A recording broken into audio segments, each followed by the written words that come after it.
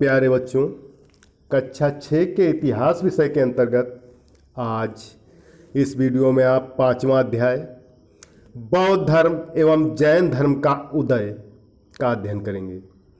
देखिए, प्रस्तावना। भारत को विभिन्न धर्मों की जन्मभूमि कहा जाता है। भारत को विभिन्न धर्मों की जन्मभूमि कहा जाता है। उत्तर वैदिक काल में हिंदू धर्म में अत्यधिक जटिलता आ गई थी। वर्ण व्यवस्था बहुत कठोर हो गई थी। जन्म के आधार पर ही व्यक्ति का वर्ण एवं जाति निर्धारित होती थी। साधारण लोगों के लिए इस धर्म को समझ पाना कठिन हो गया था। समाज में जाति के आधार पर भेदभाव किया जाने लगा था। धार्मिक का बोलबाला था। साधारण लोगों का जीवन कष्टमय हो गया था। समाज में अनेक कुप्रथाएं फैल चुकी थीं। ऐसी परिस्थितियों में बौद्ध एवं जैन धर्मों का उदय हुआ। आगे देखिए, बौद्ध धर्म 6ठी शताब्दी ईसा पूर्व के धार्मिक आंदोलनों में बौद्ध धर्म का विचार बहुत महत्वपूर्ण है। एक समय दक्षिण एवं दक्षिण पूर्व एशिया में इसका बोलबाला था। इस धर्म के लोग पूर्णतः अहिंसावादी तथा मध्य मार्ग पर चलने वाले थे। आगे देखिए, महात्मा बुद्ध का जीवन परिचय। बौद्ध धर्म के संस्थापक सिद्धार्थ थे। कौन था? सिद्धार्थ, जिन्हें गौतम के नाम से भी जाना जाता है। किस नाम से जाना जाता है? गौतम के नाम से जाना जाता है। उनका जन्म लगभग 2500 वर्ष पूर्व कपिलवस्तु के निकट स्थित लुम्बिनी में हुआ था। इनके पिता का नाम सिद्धोधन था, जो कपिलवस्तु राज्य पर शासन करते थे। यह वह समय था जब लोगों के जीवन में तेजी से परिवर्तन हो रहे थे।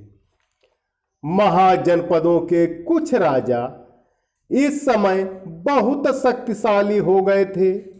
हजारों वर्षों के बाद फिर से नगरों का उदय हो रहा था। गांवों के जीवन में भी बदलाव आ रहा था। बहुत से विचारक इन परिवर्तनों को समझने का प्रयास कर रहे थे। वे जीवन के सच्चे अर्थ को भी जानना चाहते थे। बुद्ध क्षत्रिय थे या शाक्य नामक एक छोटे से गढ़ से संबंधित थे। युवावस्था में ही ज्ञान की खोज में उन्होंने महल के सभी सुखों का त्याग कर दिया था। कई वर्षों तक वे ज्ञान की खोज में भ्रमण करते रहे तथा अनेक विचारकों से मिलकर चर्चा करते रहे, परंतु उन्हें सच्चा ज्ञान प्राप्त नहीं हो सका। अतः उन्होंने स्वयं ही रास्ता ढूंढने का निश्चय किया। इसके लिए उन्होंने बोध गया, जो कि बिहार में है, बोध गया में एक पीपल के वृक्ष के नीचे कई दिनों तक तपस्या की। अंततः उन्हें ज्ञान प्राप्त हुआ। इसके बाद वे बुद्ध के रूप में जाने गए। वहां से वे वाराणसी के निकट स्थित सारनाथ गए, जहां उन्होंने पहली बार उपदेश दिया। इसी घटना की स्मृति में, स्मृति माने होता है याद, इसी घटना की स्मृति में यहाँ स्तूप का निर्माण किया गया। मृत्यु से पहले उन्होंने पैदल ही एक स्थान से दूसरे स्थान की यात्रा करने और लोगों को शिक्षा देने में अपना सारा समय व्यतीत किया। बुद्ध ने शिक्षा दी कि मानव जीवन कष्टों और दुखों से भरा हुआ है। इन कष्टों और दुखों का कारण हमारी इच्छाएं और लालसाएं हैं। क्या है? हमारी इच्छाएं और लालसाएं। अतः हमारी ये इच्छाएं और लालसाएं कभी पूरी नहीं हो सकती। हम जो चाहते हैं उसे प्राप्त कर लेने के बाद भी संतुष्ट नहीं होते एवं और अधिक वस्तुओं को प्राप्त करने की इच्छा करने लगते हैं। बुद्ध ने इस लिप्सा को तृष्णा कहा। क्या बताया? इस लालच को उन्होंने बताया तृष्णा। बुद्ध ने शिक्षा दी कि आत्म संयम को अपना कर हम इस प्रकार के लालच से मुक्ति पा सकते हैं। बुद्ध ने अपनी शिक्षा सामान्य लोगों को प्राकृत भाषा में दी। इससे सामान्य लोग भी उनके संदेश को समझने में सफल हो गए। उन्होंने लोगों को दयालु होने तथा मनुष्यों के साथ साथ जानवरों के जीवन पर भी आदर करने की शिक्षा दी। उन्होंने लोगों को अहिंसा का संदेश दिया। गौतम बुद्ध की जाति प्रथा पर कोई आस्था नहीं थी। वे सभी व्यक्तियों को समान समझते थे। किसी भी जाति का व्यक्ति बौद्ध धर्म को अपना सकता था।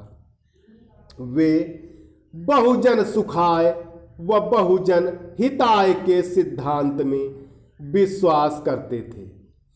बुद्ध के अनुसार मानव जीवन का मुख्य लक्ष्य निर्वाण या मोक्ष प्राप्त करना है।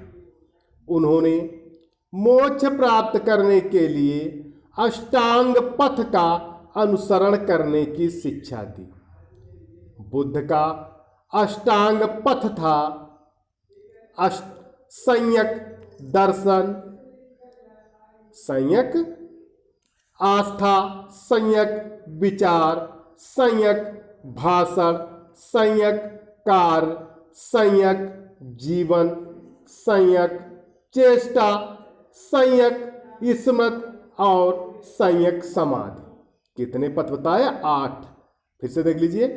संयक आस्था, संयक विचार, संयक भाषण, संयक कार्य, संयक जीवन, संयक चेष्टा, संयक स्मृति तथा संयक समाधि। बौद्ध धर्म का विस्तार भारतीय उपमहाद्वीप के अतिरिक्त तिब्बत, चीन, जापान, श्रीलंका तथा मध्य एशिया एवं दक्षिण पूर्वी एशिया के अन्य देशों में भी हुआ।